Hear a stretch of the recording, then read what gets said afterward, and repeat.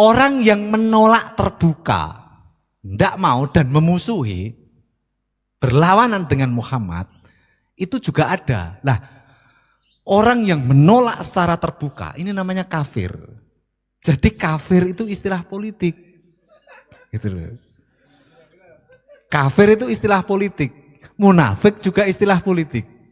Begitu. Menurut tinjauan Piagam Madinah, begitu.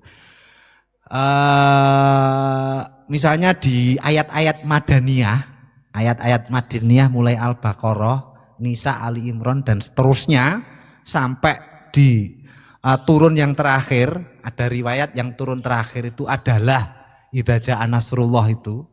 Ada riwayat yang mengatakan Al-Maidah yang ada Al-Yauma Akmaltu Lakum itu loh Pak. Nah, di tengah-tengah ayat itu banyak berseliweran kosakata kafir. Banyak kosakata munafik. Bahkan nama surat namanya surat Al-Munafikun ada. Jika jenengan membaca istilah-istilah itu, persepsinya yang harus ditancapkan terkait dengan hal ini, jenengan harus paham dinamika di waktu itu. Jangan dilepaskan konteksnya.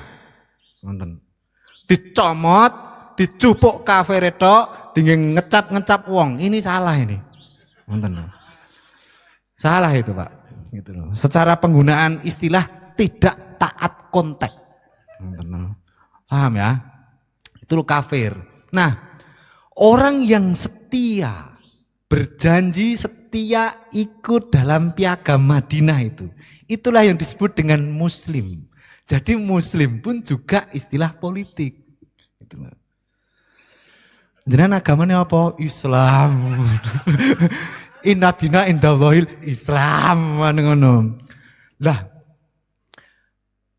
apa arti din itu? Inna dina indallahil Islam. Ada wa may yabtaghi ghairal islami dina dan seterusnya. Jenengan rujuk beberapa kosakata itu diantaranya di tafsir At-Tabari. Jami'ul Bayan li ayyi takwilil Quran, kalau nggak salah judulnya itu. Itu disebutkan yang disebut dengan din itu bisa bermakna khabel. Khabel itu pertalian. Bisa bermakna ikatan. Piagam Madinah itu mengikat orang yang berjanji Pak. Makanya itu disebut dengan din. Bisa bermakna din itu rule, aturan. Di Piagam Madinah itu klausa-klausa istrinya rule. Makanya Piagam Madinah itu bisa disebut din. Dan seterusnya. Makanya muslim itu adalah orang yang setia terhadap Piagam Madinah ini. Gitu. Kalau kita mungkin orang yang setia terhadap Pancasila dan Undang-Undang Dasar mungkin begitu. NKRI itu muslim Pak. Gitu. Jadi ada muslim Kristeni, ada muslim Budai, ada itu kalau kita taat pakai istilah itu loh Pak. Tapi Indonesia kan tidak pakai istilah itu. Nah itu wallahu a'lam lah, jenengan pahami sendiri-sendirilah. Paham tuh? Monggo-monggo diucuk kopine mengke dirubung semut Pak.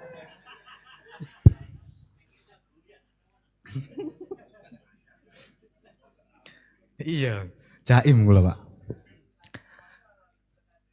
Lanjut. Nah, ini ada orang lagi, kan ada munafik, ada lagi kafir, ada lagi muslim, ada lagi mukmin ya. Mukmin itu sejauh penelusuran saya, itu mukmin orang yang mempercayai Muhammad dan mengimaninya sebagai rasul sekaligus mengangkat Muhammad sebagai pemimpin utama. Ini mukmin. Mengapa saya katakan begitu? Karena Pak, di nabi-nabi terdahulu, mulai Musa, Isa, itu tidak pernah menamai agamanya. Orang yang menamai agama Musa Yahudi, orang yang menamai agama Isa itu Kristen, itu jatuh setelah Isa dan Musa wafat jauh. Begitu.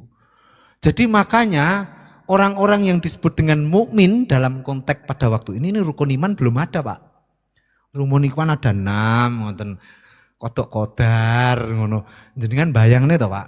Kodok kodar jenengan bahas jeluwimet ngoten niku lho. Niku komunitas Nabi Muhammad anake kaya Bilal bin Abi Robah niku budak. Mondok ora tahu. Kuliah ya ora tahu. Kira-kira ngrungokne ajaran jenengan sing jeluwi men nderaske takdir kira-kira mudeng to mboten? Mboten.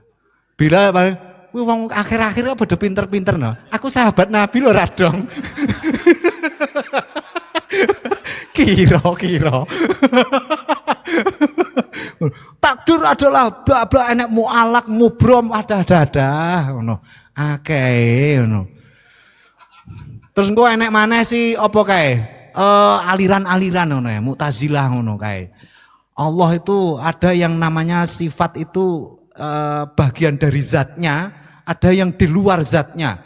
Kalau bagian dari zatnya namanya ta'addudul qudama, berbilang-bilangnya zat yang qadim dan itu musyrik. Batal tauhidnya. Emangnya Bilal bin Abi Robah paham? Jenengan terang nih ngangge akidatul awam sing kaya ngono kuwi. Ya ndak, karena waktu itu pasti sederhana. Simple, iman ya iman ngono ae. Nabi Muhammad pemimpin ngajak iki ya wis tak eloni, begitu aja. Ndak serumit yang jenengan bayangkan. Dadi ini lek rumit-rumit kaya ngono kae. Kuwi kira-kira ya bid'ah ngono lho, Pak. Nah, selanjutnya begitu. Ada lagi kelompok yang ke berapa? 4 ya, 4 apa 5 itu. Ada yang namanya muhajirin terbalik. Kalau Nabi Muhammad itu hijrah dari Mekah ke Madinah, itu muhajirin Mekah Madinah. Ada yang hijrah dari Madinah ke Mekah. Mergo begitu loh. Ndelok Nabi Muhammad pengikutnya wakahi sumpek. Ngoten Pak. Anci aku dadi kiai ning kene sowi lho. Iki kiai lah gawe akeh sih mati. Has iki rapayu iki. Wirid-wirid sing tak dol iki. Begitu. Aduh iki piye iki mat. Akhirnya itu namanya Abu Amir Ar-Rohibi. Abu Amir Ar-Rohibi itu dalam istilah itu disebut dengan penganut asketis. Saya tidak tahu itu bentuknya penganut asketis pada waktu itu seperti apa. Tapi di dalam beberapa sumber-sumber menyebut bahwa Abu Amir Ar-Rohibi ini seorang penganut asketis. Dan hijrah dari Madinah ke Mekah ini gara-gara melihat komunitas Nabi Muhammad semakin lama semakin berkembang. Jadi iri jamaah entek ngoten Pak. Carane ngoten paham ya? Nah, terus akhirnya hijrah dari dari Madinah ke Mekah, bergabung dengan Abu Sofyan sama Abu Jahal karena menganggap orang yang paling bisa mewakili agama Ibrahim itu adalah Abu Jahal sama Abu Sofyan. Gitu. Itu dalam ketika hijrah itu kan simpangan, Pak. Dalam simpangan itu ada dialog, kurang lebih teksnya itu begini. Innaka qad akholta fil hanifiyah laisa minha gitu. Hei Muhammad, kowe iki nglebokne ning nggone agama Hanif, agamane Nabi Ibrahim yang itu bukan bagian darinya. Jadi Nabi didebat, Pak. Dianggap tidak sah mewakili agama Ibrahim. Innaka qad akholta fil hanifiyati laisa minha. Kurang lebih teksnya begitu. Itu bisa dibaca di, kalau enggak Ibnu Hisam itu ya di Tarikhul Madinah Al-Munawwarah, saya lupa di antara 2 kitab itu. Nah, kalau enggak di Al-Azraqi. Nah, begitu ya. Itu pas simpangan. Lalu kemudian berpapasan, lalu kemudian Nabi Muhammad menyebutnya sebagai fasikin. Fasikin itu orang yang membatalkan perjanjian. Perjanjian apa? Piagam Madinah. Jadi faulaika fasikun, ngoten niku lho Pak. Itu maknanya adalah orang yang membatalkan perjanjian itu. Jadi ketika Anda membaca istilah-istilah seperti ini lalu diletakkan dalam konteks Madinah, jenengan ketika membaca Al-Qur'an, ini persepsinya kurang lebih seperti itu. Jangan sampai menafsir lalu kemudian keluar dari konteksnya, dari istilah-istilah aslinya. Nanti bisa salah penggunaan. Oh bocah fasek, ternyata fasek maknanya tidak begitu. Nah, ini Abu Amir Rahibi ini pindah dari dari Madinah lalu kemudian ke Mekah dan seterusnya. Nah, inilah yang terjadi ketika Madinah ditetapkan sebagai tanah haram dan pelindung keharaman Madinah itu adalah Nabi Muhammad. Jadi seketika muncul 4 grup. Munafik metu, kafir metu, mukmin metu, fasik metu, muslim metu. Dengan fahamnya masing-masing. Gaduh Madinah, Pak, begitu. Kira-kira Nabi sumpek apa ora? Nonton. Cara jenengan bayang nih. Nabi itu basarum misruna sama seperti kita. Jadi yo sumpek, Pak. Duh jangkrik iki piye. Kok yo ora gelem ngono lho. Melu aku ngono, dadakno kok melu kono ngono. Nah, kondisi seperti ini lalu kemudian yang paling merepotkan itu adalah kelompok munafik ini. Karena dia takhribu fit dakhil, merobohkan dari dalam. Begitu. Kasak kusuk. Lek jenengan tahu ngrungokne siapa sebetulnya penyebar selingkuhnya Siti Aisyah dengan Sofwan bin Mu'attal, itu adalah kelompok-kelompok ini begitu. Karena niatnya takhribu fit dakhil, merobohkan dari dalam. Nah, berlanjutlah kemudian. Setelah muncul 5 kelompok ini, Madinah itu kalau jenengan lihat di peta begitu. Itu cara wong Jawa ngarani meglik, tahu meglik, Pak. Meglik itu ditembak dari sisi manapun itu kena. Artinya secara pertahanan militer itu lemah. Tembak ke selatan yo iso, tembak ke anu enggak ada. Misalnya koyok neng tepi gunung itu kan enak, begitu ya. Iso senden ning buri gunung utawa ndelik. Lah ini enggak, ini tempat terbuka Madinah itu. Makanya kemudian karena Madinah itu tempat yang terbuka bisa diserang oleh mana saja, maka penting untuk meletakkan Madinah itu sebagai tanah haram itu.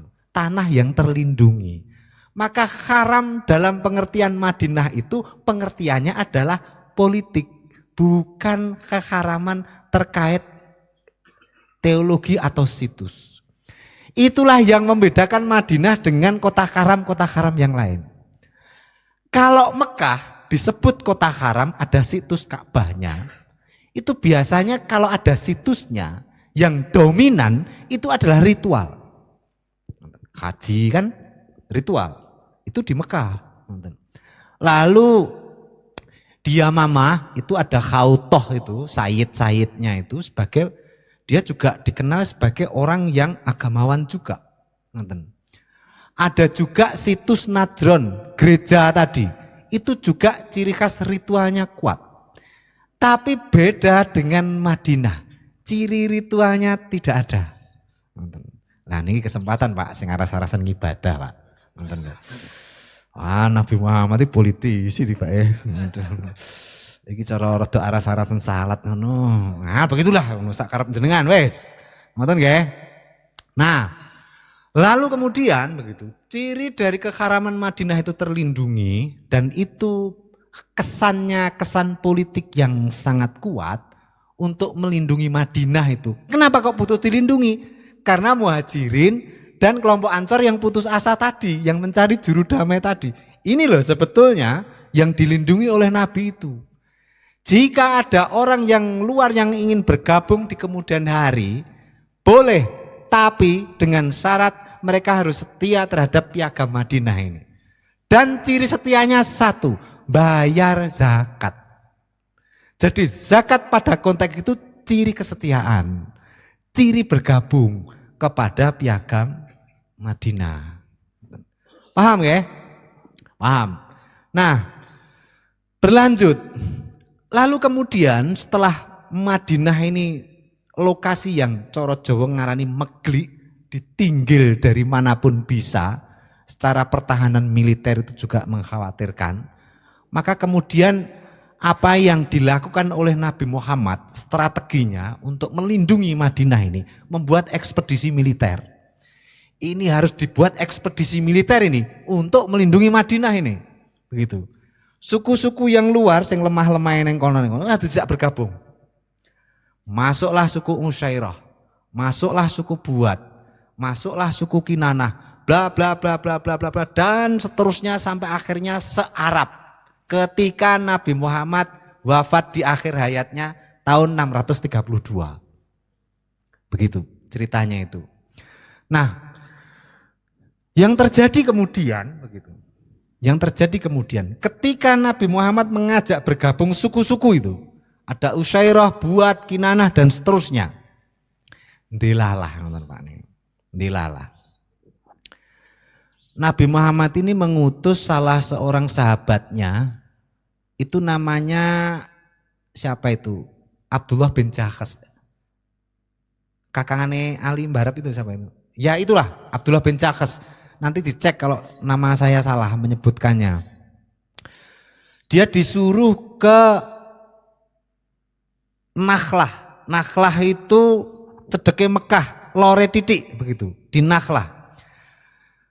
Tujuannya Nabi Muhammad untuk melakukan ekspedisi ini selain mengamankan Madinah, itu juga ngepung Mekah agar orang-orang Mekah ini yang awalnya itu dagangnya ke Syam, ini terkepung sehingga tidak bisa dagang lagi ke sana.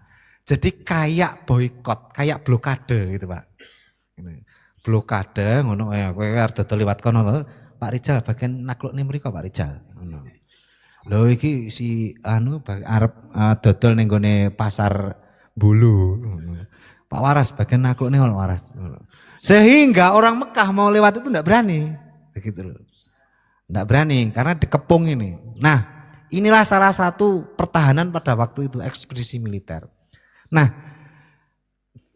nggih monggo. Nah ketika di Nakhlah begitu, ada di Nakhlah, ini ada ekspedisi dagang Mekah, ini dadak lewat kono, ngonten, membawa dagang, lalu kemudian si Ubaidah bin Jakhas sama Abu Ubaidah bin Jarrah.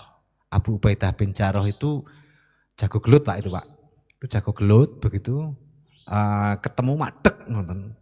Dadi ini kayak madek mangu ngonten Pak, dek ngono, iki wong Mekah iki sing ngusir aku. Wong kono yo adek ngono, iki sing tak usir iki. Lah begitulah kira-kira. Begitu tek ngono, ngangkat pedang yang namanya Abu Ubaidah bin Jakhas ini, lalu kemudian terjadilah perkelahian di situ. Ada yang mati satu. Kalau nggak salah namanya Utsman bin Hunayf atau gimana itu. Mati satu, lalu kemudian barangnya mati satu, lalu kemudian barangnya itu ditinggal, diambil, lalu distorkan ke Madinah. Delalah kejadian itu bertepatan dengan bulan Rajab. Nah, bulan Rajab itu termasuk Asyhurul Hurum. Bulan-bulan yang diharamkan, yang mana itu orang Arab tidak boleh membunuh antara satu dengan yang lain. Nah, ketika orang Mekah tahu bahwa ekspedisi Nakhlah itu membunuh satu orang Mekah, ini berarti Nabi Muhammad melanggar kesucian tanah, kesucian bulan haram. Maka ini mau nggak mau harus diperangi. Itulah yang kemudian menyebabkan perang Badar. Badar Nabi Muhammad menang, singkatnya. Uhud Nabi Muhammad kalah, Mekah balas dendam. Lalu kemudian setelah itu singkat cerita, saya singkat ceritanya. Lalu kemudian setelah Uhud menang, orang-orang Mekah ini ayo ditumpas pisan sekalian, wong Uhud wis menang kok. Lalu kemudian diserbu sekalian, mengerahkan seluruh pasukannya yang disebut dengan Ahzab itu. Ahzab itu banyak golongan, gabungan dari sekian suku. Ini habis-habisan gitu.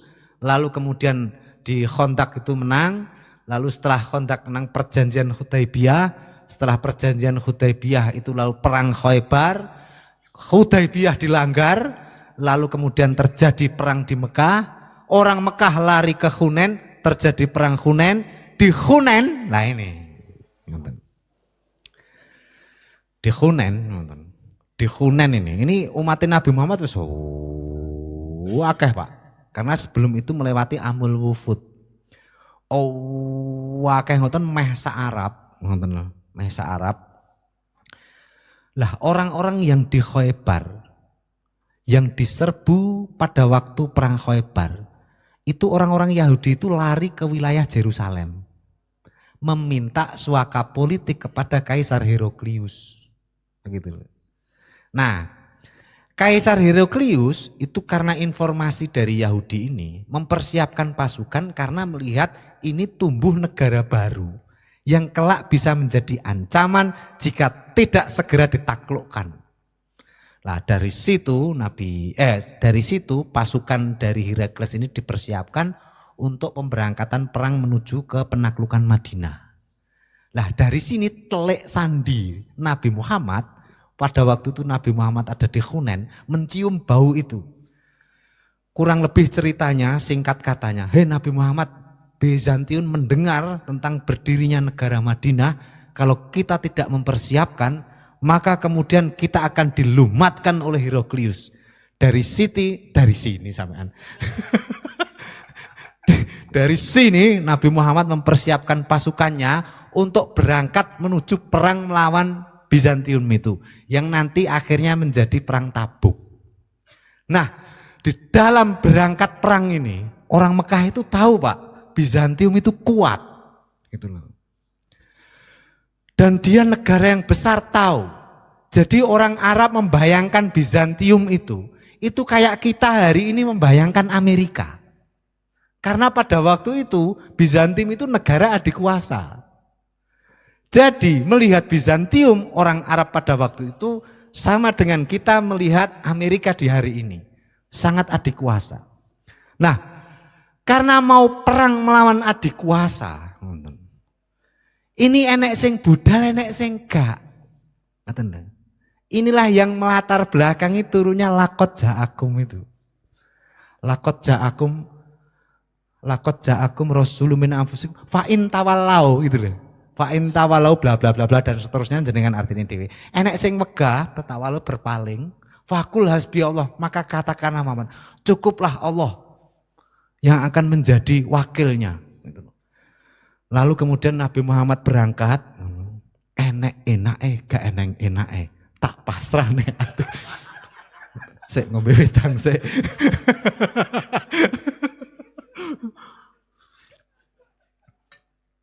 Ngoten. Jadi lalu kemudian terjadi perang begitu, lalu dalam banyak sumber itu meriwayatkan itu samyuh Pak, draw, technical draw, gak enek sing menang, gak enek sing kalah begitu. Karena apa? Informasinya ketika mau berangkat ke Hunain, Nabi Muhammad singgah di Khaybar. Di situ ada satu riwayat yang mengatakan Nabi Muhammad ini dikasih daharan daging kambing lalu diracun.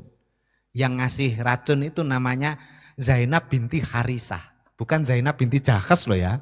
Kalau Zainab binti Jahkes itu istri atau mantan istri dari siapa anak pupone Nabi Muhammad itu? Zaid bin Haris. Nah begitu, Zaid bin Haris. Bukan, ini Zainab binti Jahkes diracun di situ. Lalu kemudian ketika perang Tabuk, mereka akhirnya terpaksa pulang, banyak korban di situ karena mendengar Nabi Muhammad jatuh sakit sampai kemudian wafat.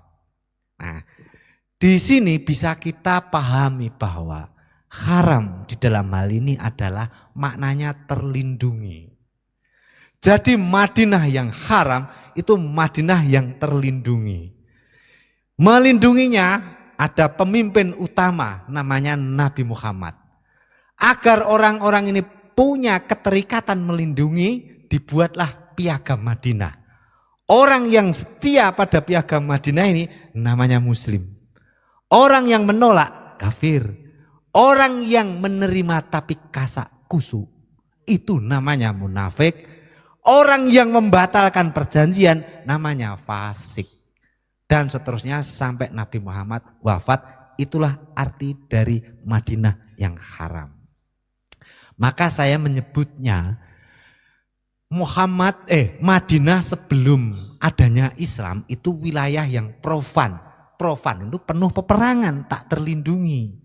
Haram itu maknanya terlindungi. Dari terlindungi itu Madinah menjadi kota yang damai. Kota yang damai atau banyak orang menyebutnya sebagai negara yang damai. Maka Nabi Muhammad itu pada hakikatnya adalah negarawan. Itu 632 Nabi Muhammad wafat. Tapi persoalannya tidak berhenti dari belum adanya Islam itu wilayah yang profan. Profan itu penuh peperangan, tak terlindungi.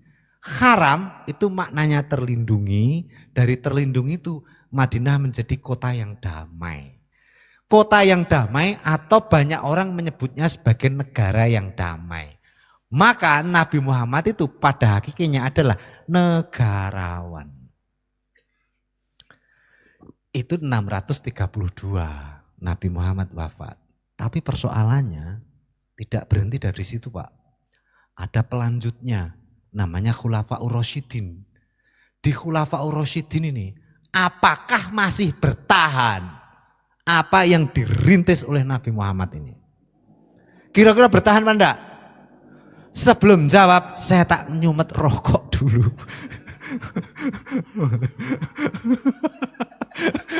Oh, terus jenengan pas Pak Waras ora barbar rokok ya. Nah, aneh.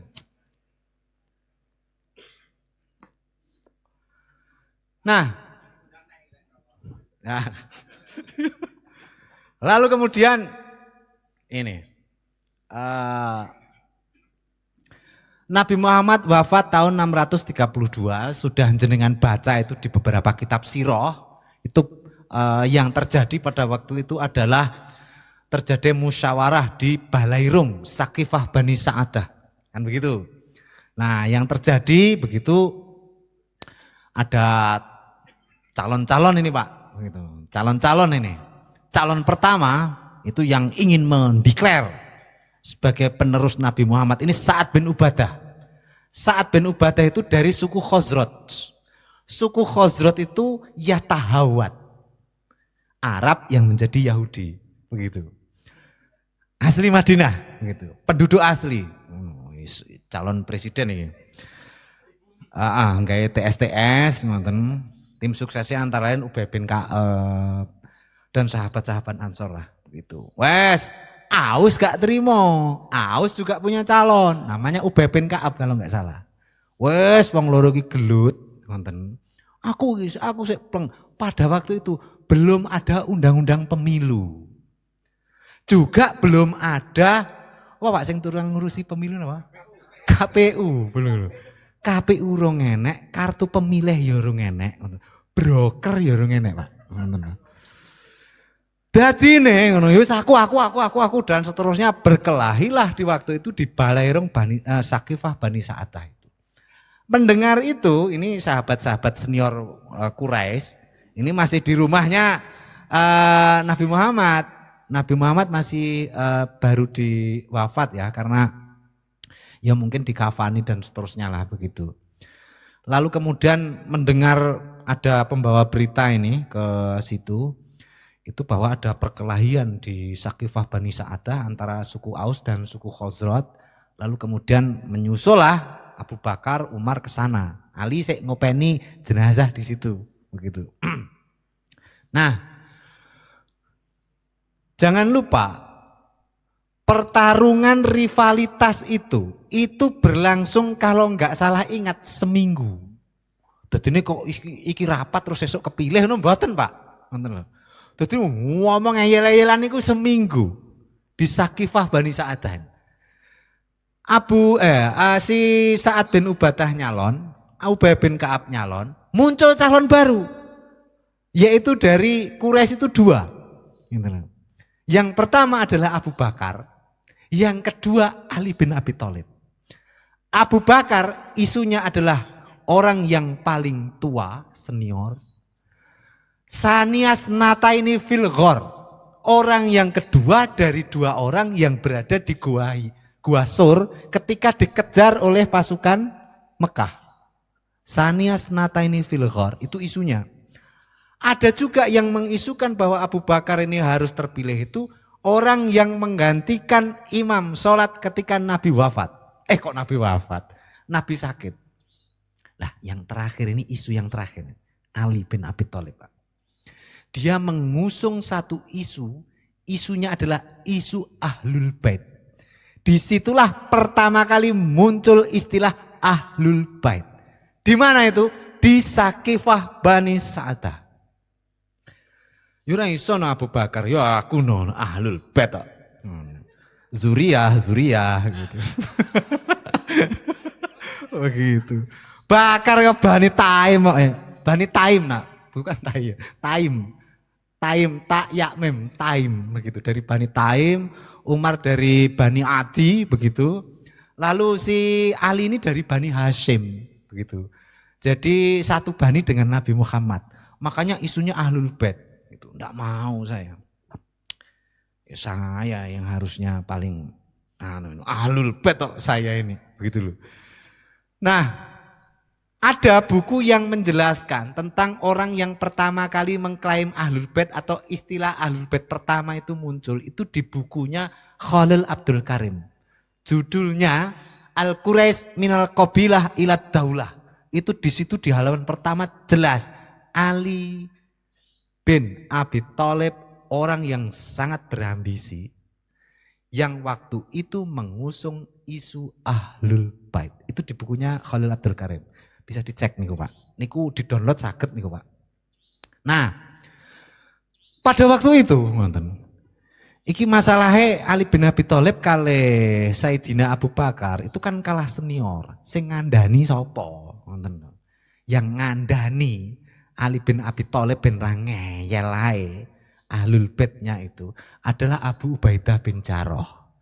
Abu Ubaidah bin Jarrah itu kalau dikenal dengan istilah Arab bukan Jurhum, bukan Kohton, tapi Arab Zawahir. Di Arab itu ada berjenis-jenis Pak.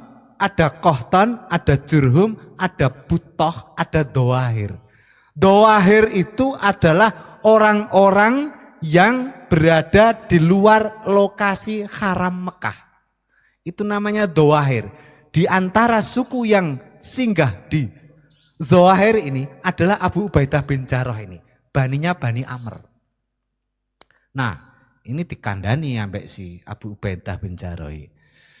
Tak jawab nih ngono soalnya kalimatnya dawa, Pak. Dili awakmu lho kalah senior. Kalau Abu Bakar sih lho cek umure wis pira ngono. Dilingkas mati. Wis gak ono kesempatan aku sik enom sik dawa ngono. Kira-kira ngoten, Pak, kira-kira lho ya ini. Kalimat persisnya dicek sendiri di buku itu. Nah, ada riwayat juga begitu. Ada riwayat juga Ali ki bangkel, ngoten ndak mau. Sampai kemudian Ali mau menerima Abu Bakar itu 7 bulan setelah Abu Bakar terpilih. Ndak berbaiat. Ndak berbaiat kepemimpinan kepada Abu Bakar setelah 7 bulan, itu pun setelah diparani Umar. Orang gelem baiat, ya cok. Oh no. Ya wis ngono. Ali ya wedi juga gitu. Musuh Umar senior, Pak. Nah, akhirnya Ali berbaiat kepada Abu Bakar dan seterusnya Abu Bakar tidak lama masih bertahan ke haraman Madinah sebagai tempat perlindungan orang-orang di waktu itu masih bertahan. Di masa Umar bin Khattab masih bertahan. Di masa Utsman bin Affan masih bertahan. Tapi 4 tahun sebelum Umar diberondong pemberontak dari 3 penjuru, niku Madinah jebol. Madinah jebol.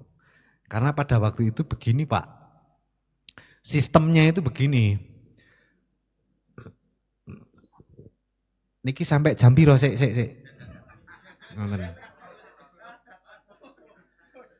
Nonton nggih,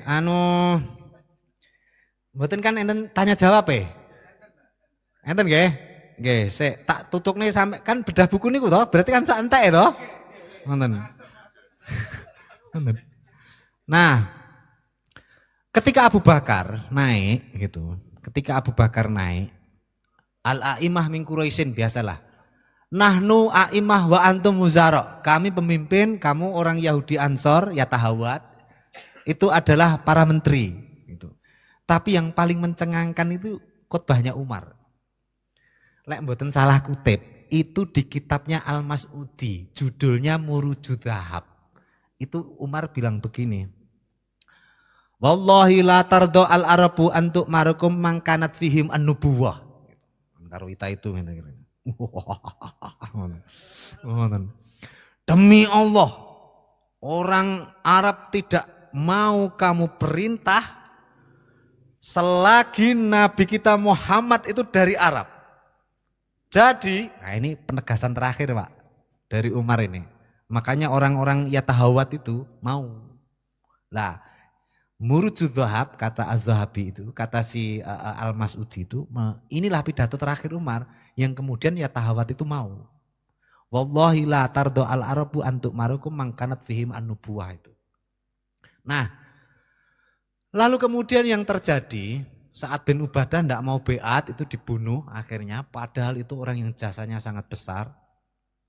Lalu kemudian Ali itu setelah 7 bulan baru kemudian mau berbeat. Lalu kemudian yang terjadi lagi, nah ini Yamamah, yang khautoh tadi, gitu. Sayyid ini, gitu. Prince. Sayyid ini menganggap begini, Sayyid, iki kan Nabi Muhammad wis bar toh, berarti kan ya perjanjiannya wis bar. Karena apa? Karena para sayyid ini begitu, gengsinya gede-gede Pak. Gitu. Gengsinya gede-gede karena sayyid Pak. Jadi sayyid itu saya tegaskan tidak selalu keturunan Nabi Muhammad. Gitu ya. Gitu. Apalagi Habib. Lek perkara keturunan ya apa ora, masalah nasab piye, sampean tekok ning gone Kiai Imad.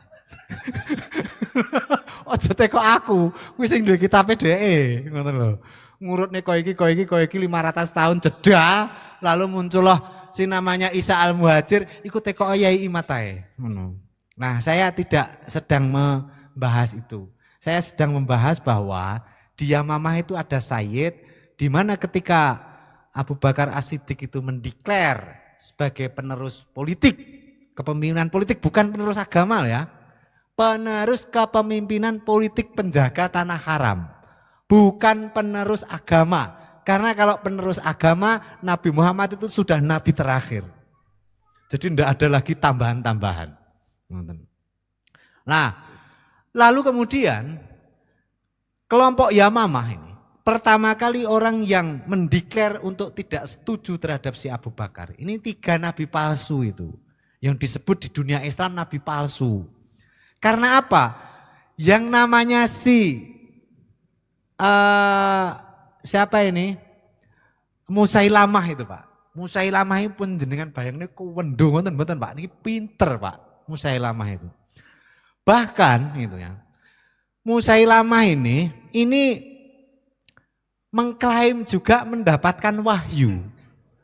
Dan wahyu yang ditulis di hasil mulutnya Musailamah ini ditulis dan dibakukan. Dan ketika penyerbuan Abu Bakar ini ke Yamamah itu, mereka Yamamah itu mati, ini pasukannya banyak yang lari ke Kufah. Paham ya?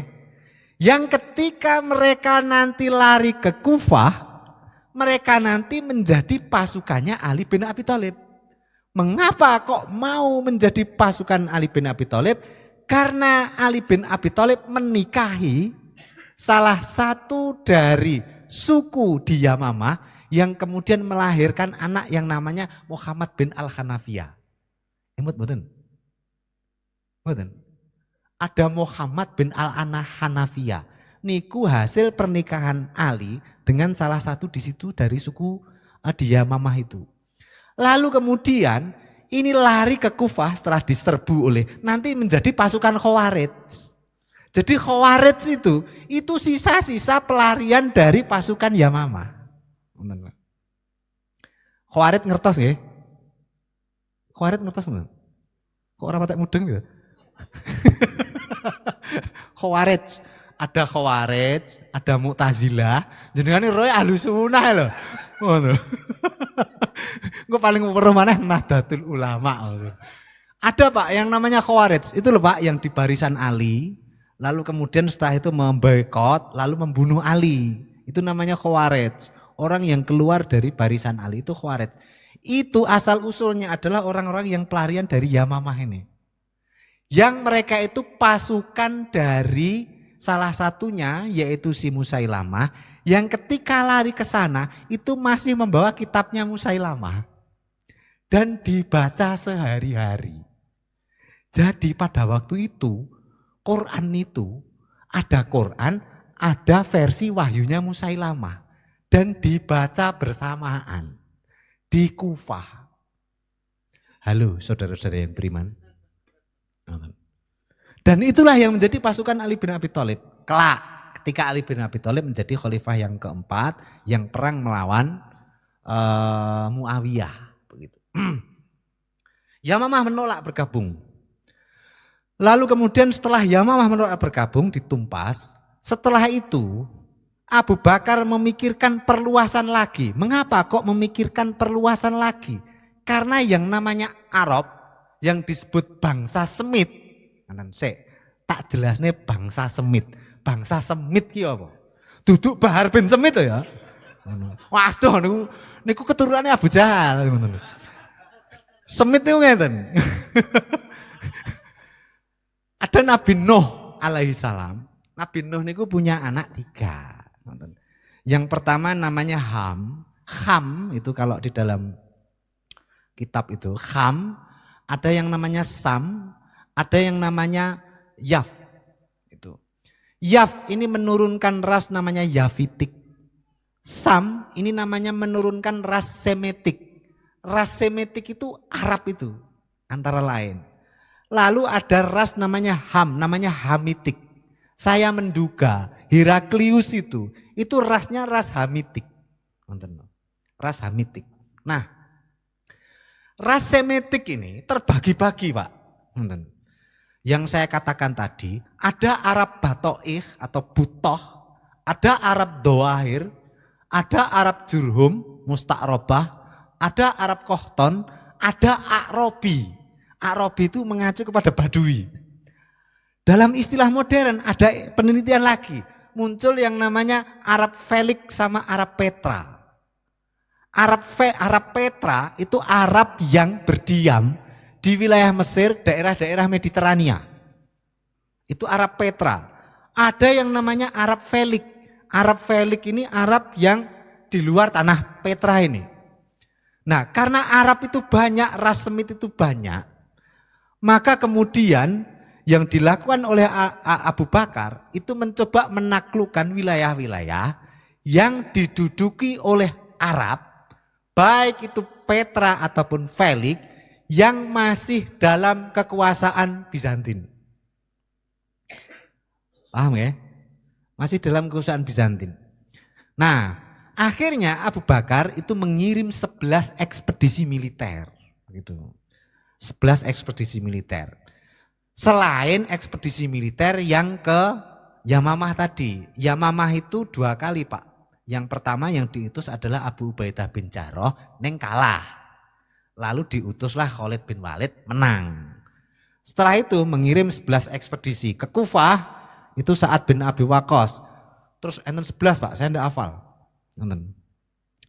Nah, dari 11 itu, tapi Abu Bakar ini usianya enggak lama. Usia menjadi khalifah itu hanya 2 tahun, 632, 634 wafat, dilanjutkan oleh Umar. Umar melanjutkan ekspedisi militer itu.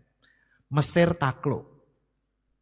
Mesir di wilayah Fustat takluk, lalu kemudian Sam takluk, lalu kemudian Basroh itu wilayah Hiro pada waktu itu takluk dan seterusnya.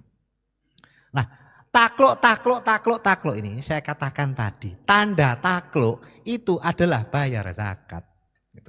Akhirnya Madinah ini banjir zakat dan upeti.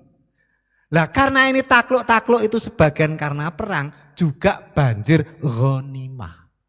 Sugih Pak Madinah Pak. Ngoten. Zaman Umar, ngoten. Ada satu riwayat ini, ada satu riwayat. Sayyidatul Mukminin ini seperti Aisyah. Ngoten ya. Seperti Aisyah masih hidup pada waktu itu.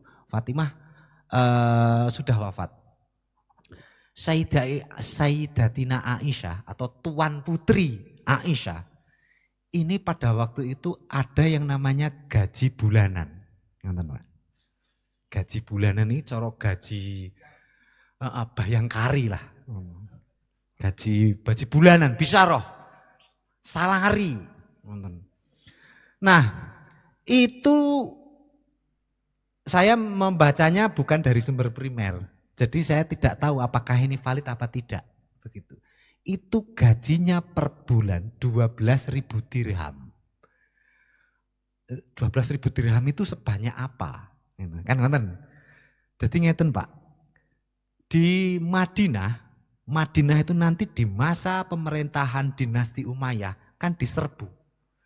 Dihancurkan lalu kemudian Masjid Nabawi ini dibangun ulang, ngoten. Di masanya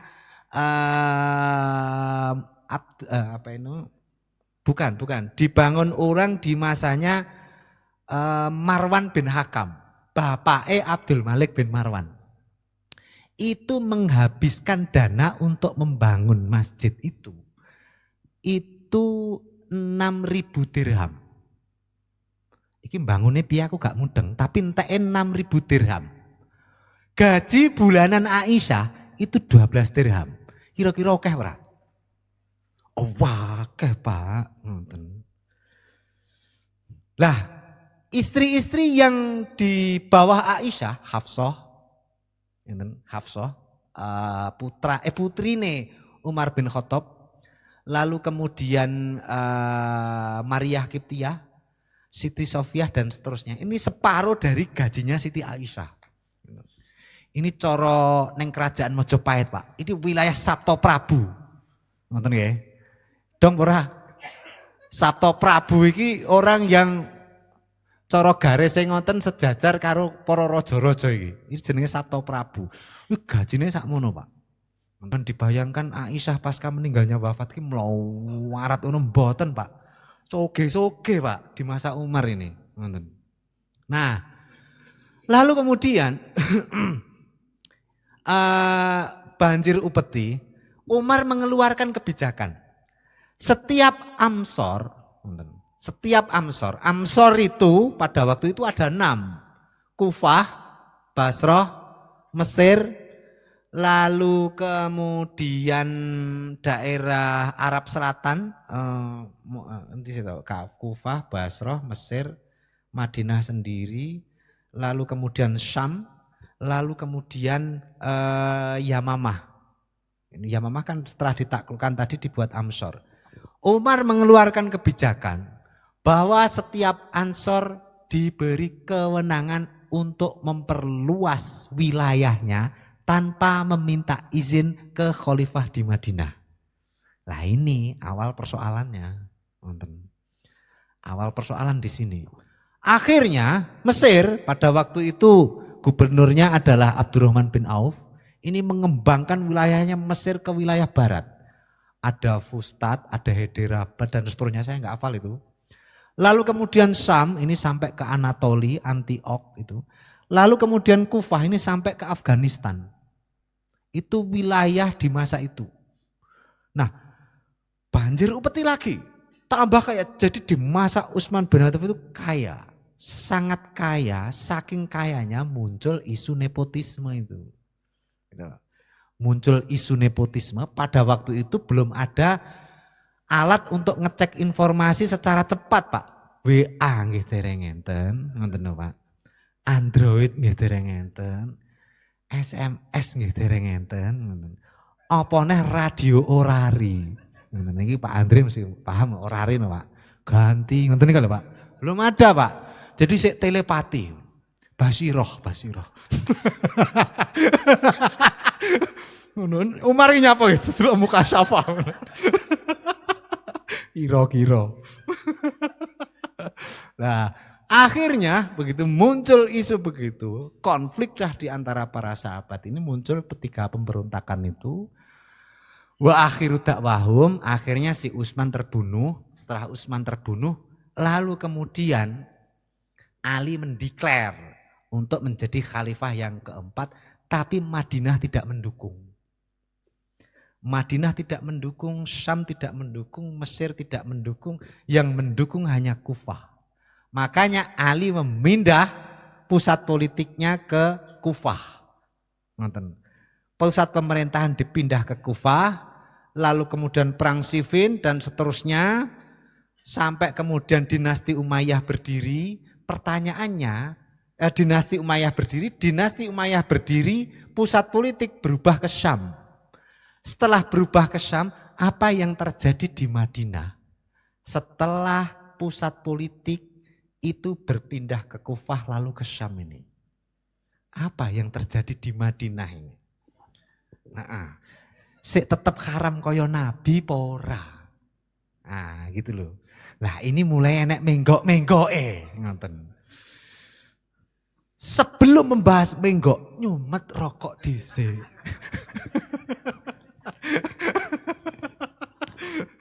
Ngoten. Oke, monggo Pak, tunjuk Pak. Nggih ra kober nyamuk ora wis domong aku ran.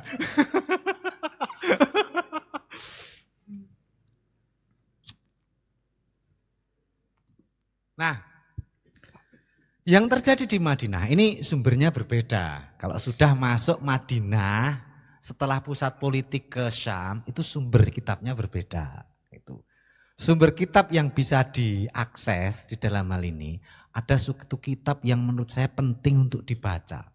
Itu yang ditulis oleh Az-Zahabi. Judulnya Zawatul Amsor.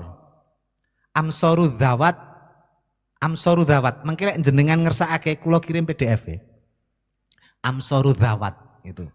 Nah, di kitab ini, di kitab Amsoru Zawat yang ditulis oleh Az-Zahabi ini menjelaskan begini, Pak.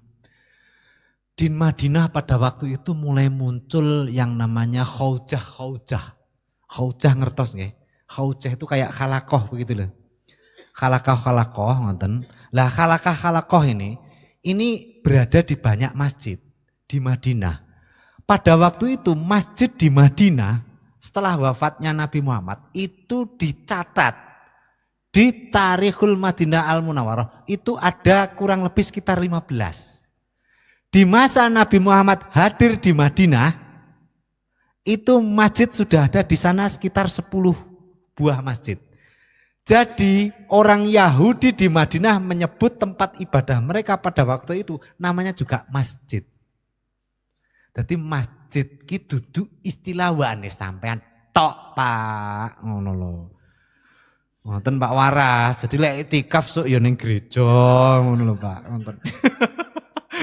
Ngoten gitu. Nah, Anda baca di Tarikhul Madinah Al-Munawwarah, itu namanya juga masjid, Pak. Gitu loh. Masjid Fadah, masjid apa kathah niku. Nah, itu di situ di buku ini saya tulis itu. Nah, ketika Nabi Muhammad wafat, itu masjid ada 15, banyak masjid. Lah, itu ada khalakoh. Jadi orang-orang Ansor yang tidak wafat masih hidup serta sahabat-sahabat sing gak kebagian jatah kue nasional istilah orang jabat ngenggur Pak niku ngedekne khalakoh ning masjid ngoten nggih putaran-putaran yes koyok ngene iki lah napa niku jenenge perserasi official ngoten mubeng-mubeng ngoten. Nah, pada waktu itu literasi juga belum banyak. Maka yang dilakukan adalah kola wa kola. Biyen nabiku dawuh ngene lho. Biyen nabiku dawuh ngene lho. Wis kaya jenengan lho Pak, yaine dawuh. Oh no. Dawuh yaine kene ngene, teko kono bledru. Ngono lho. Wonten, yaine dawuh. Aku terus dhewe, yaine dawuh. Ya seperti itu gambarannya. Dawah ae. Ngono.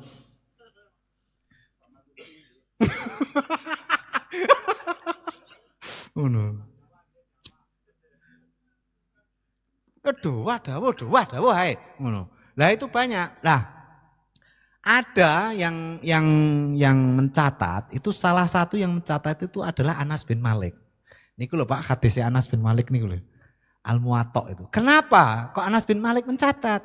Karena Anas bin Malik ini Ansor. Karena Ansor, orang Ansor itu bisa baca dan tulis.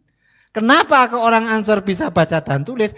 Karena sebelum kedatangan Nabi Muhammad di Madinah itu sudah ada 3 madrasah. Namanya midras. Lek Yahudi jenenge midras, lek jenengan jenenge madrasah. Jadi madrasah yang alumni madrasah itu alumni pendidikan Yahudi. Guyon Pak. Boten. Kok dianggap tenanan ae. Ada 3 midras waktu itu. Yang saya ingat namanya 2. Namanya yang pertama itu halakah. Halakah, yang kedua itu hagadah. Di tiga midras itu diajarkan Talmud, 2 Tanakh, yang ketiga Talmud sama Tanakh. Talmud itu kalau nggak salah baca artinya kalau saya bilang begini, ini jenengan kudu ngecek. Soalnya aku eling ora ngoten. Talmud itu tafsir tentang Taurat. Tanakh itu pakai kho itu Pak. Tanakh itu itu fikih Yahudi. Ngoten. Fikih Yahudi namanya Tanakh begitu. Nah, ngeceknya di mana? Ngeceknya di mana? Itu ada satu kamus judulnya itu Dictionary of Jews. Ensiklopedi atau kamus tentang Yahudi. Lah, itu pasti disinggung itu. Itu bisa di-download. Lek jenengan pengen mengke kula kirim PDF. Nah, andalannya PDF tok.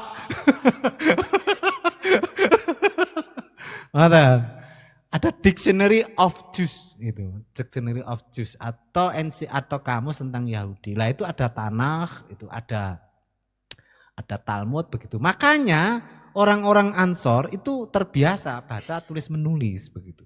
Dari situ maka kemudian di khaujah tadi itu lalu kemudian ada yang menulis gitu ya.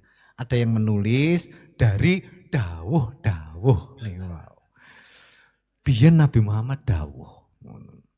Biyen Muhammad dawuh. Antarane khaujah kono. Karena ada 15 khaujah Pak. Pusatnya itu ada di Masjid Nabawi. Nah itu khaujah pusat nih. Jadi ini milik Perserasi Official. Di Masjid Nabawi begini. Ketuanya Pak Rijal. Ngoten. Pak Waras. Ketuanya lowemu Pak. Nah, di situ diungkap lah, pernah dibukukan salah satu pembukuannya itu pertama kitab Muwatta.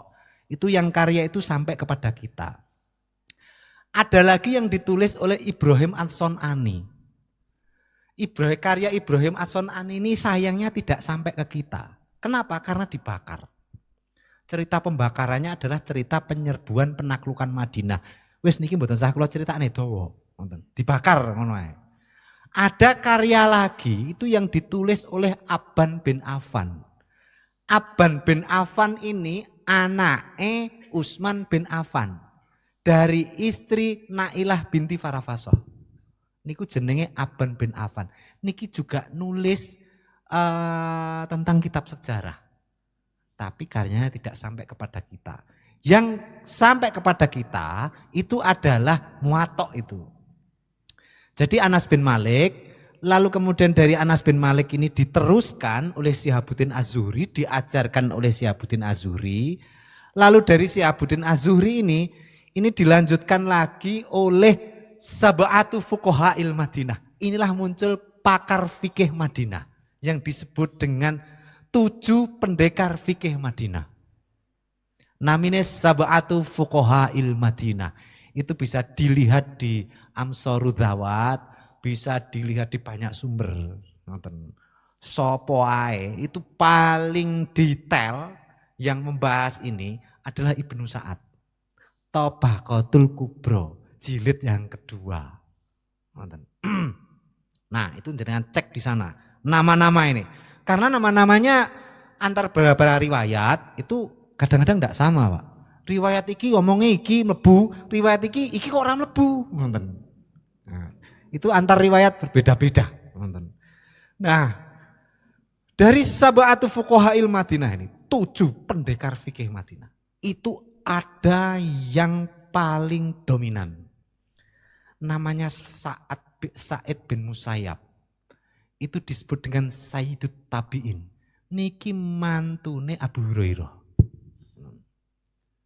Abu Hurairah mesti ngerti deh, mesti sinau hadis nih. Nabi Hurairah itu radhiyallahu kola ngono kae. Lah iki mantune, ngoten lho. Namanya Sa'id bin Musayyab ini. Ini ketuane Sab'atu Fuqaha'il Madinah. Wes dari sini muncullah Sab'atul Fuqaha'il Madinah. Terus berlanjut, Pak. Niki kan Madinah sepi. Dadi ini sepi ngoten, kono perang. Kufah perang. Wong Syam perang ngoten. Melebarkan sayapnya ke wilayah Bizantin ngono. Terus bareng ngono wilayah Kufah melebarkan wilayahnya sampai ke wilayah Ceylon ngono. Ini Madinah iki ngono, ayem-ayeman ngoten Pak. Ngoten lho. Iki tanah haram kok, dipeking ibadah lah ngono. Ngoten. Dawuh-dawuhe mbahye biyen monggo diudal ngono lho. Mbahye niku maksudnya Nabi Muhammad niku ngoten. Jadilah hadis, jadilah yang namanya Shokhaifus Shodiqoh. Niku kompilasi dawuh-dawuh yang ditulis konon katanya oleh anaknya Umar bin Khattab. Namanya Abdullah bin Umar. Nah, itu Shokhaifus Shodiqoh. Nah ini diulang nih Pak, dijek nih ngoten. Di khaujah-khaujah itu. Nah, sing diproduksi di Masjid Nabawi misalnya kayak Shokhaifus Shodiqoh ataupun kemudian Anas bin Malik Muwatta ini sing wis ngonten disalin dikekne ning masjid cilik-cilik ngono. Kiai-kiai langgar. Nah, ini istilahnya.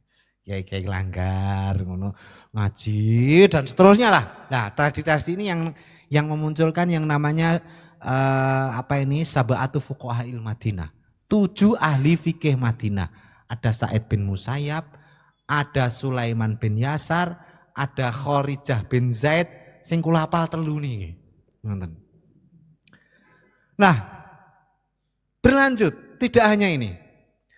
Di masa pemerintahan Sulaiman bin Abdul Malik, jadi ini Pak dinasti Umayyah itu, pertama yang mendirikan adalah Muawiyah bin Abi Sufyan, terus diganti Yazid bin Muawiyah, terus dikudeta, diganti Marwan bin Hakam. Marwan bin Hakam diterusnya Abdul Malik bin Marwan. Bar Abdul Malik bin Marwan diterusne Sulaiman bin Abdul Malik. Ngoten. Eling ora jeneng-jeneng ngeten iki. Mboten nggih. Wis sembuh manut aku ngono ya. Ngono. Ngoten. Nah, di Sulaiman bin Abdul Malik ini karena orang-orang Madinah ini ndak mengganggu. Karena yo sibuk tulis menulis, sibuk ngibadah ngoten niku. Ngoten lho. Terus akhirnya di PI Masjid Nabawi ini. Itu loh yang saya tadi ngomong biaya nge-PI Masjid Nabawi itu dalam sumber sekunder itu disebutkan menghabiskan 6.000 dirham.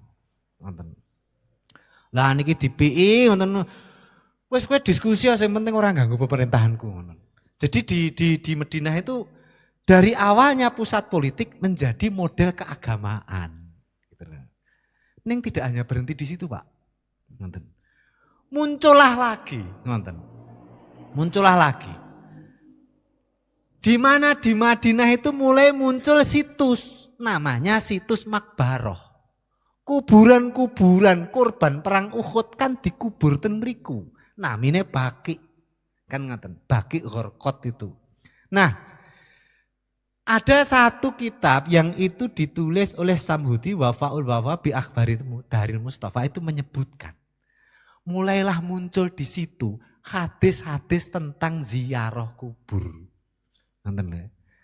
Jadi ziarah kubur ini awalnya di sini. Lalu kemudian ada muncul lagi hadis yang dikeluarkan oleh Abdullah bin Umar. Ini persepsi saya, si anaknya Umar sing jenenge Abdullah bin Umar. Iki wonge rada baper, Pak. Dane didik-didik, ya Allah, ngoten lho. Lalu kemudian karena begitu itu, makanya antara Abdullah bin Umar ini sering tukaran karo Aisyah. Aisyah itu melihat Nabi Muhammad itu figur yang biasa, tapi Abdullah bin Umar ini melebih-lebihkan. Gitu loh. Nah, jadi pusat pelebih-lebihan itu kurang lebih letaknya terdakwah utamanya. Menurut Wafaul Wafa bi akhbari Daril Mustafa itu adalah Abdullah bin Umar. Di antaranya. Nah begini.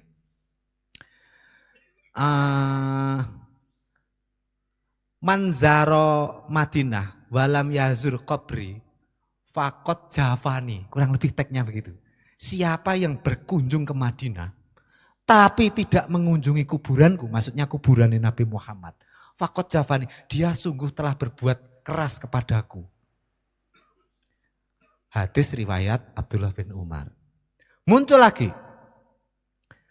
Manzaro qabri wajabat lahu syafaati. Wah ini krotok galak Pak. Sapa wonge sing ziarah ning kuburanku, maksudnya Nabi Muhammad. Wajabat lahu syafaati, maka dia wajib mendapatkan syafaatku di hari kiamat. Iki sing ngomong Abdullah bin Umar. Ngoten lho. Makanya sering tukaran karo si Mbak Aisyah itu. Ngoten lho. Kowe golek ngajak kados nemen-nemen to mar. Golek kleru dan seterusnya. Ngoten. Engko nggarai mukibin kae lho. Ngono. Nggarai mukibin tambahan kan senengane kuburan. Ngono. Nah, ini ada lagi, Pak. Mulai muncul cerita-cerita yang melebih-lebihkan lagi. Nah, dari sini muncul penulis-penulis yang mencoba meneliti, gitu loh. Kemunculan hadis-hadis yang di masanya Abdullah bin Umar ini dan setelahnya. Ini muncul hadis-hadis menggambarkan Nabi Muhammad semi mitologis. Ngerti nggak semi mitologis? Semi extraordinary, di luar yang sejatinya. Bukan Muhammad historis, tapi Muhammad mitologis. Ini menanjak, Pak. Pasca Abdullah bin Umar ini, narasi kita tambah nemen, ngoten lho. Kayak jenengan niku lho, Pak. Ya ini iso nyekel naga bareng ngono. Kan ngoten. Niku bertambah sih tambah akeh. Ngoten.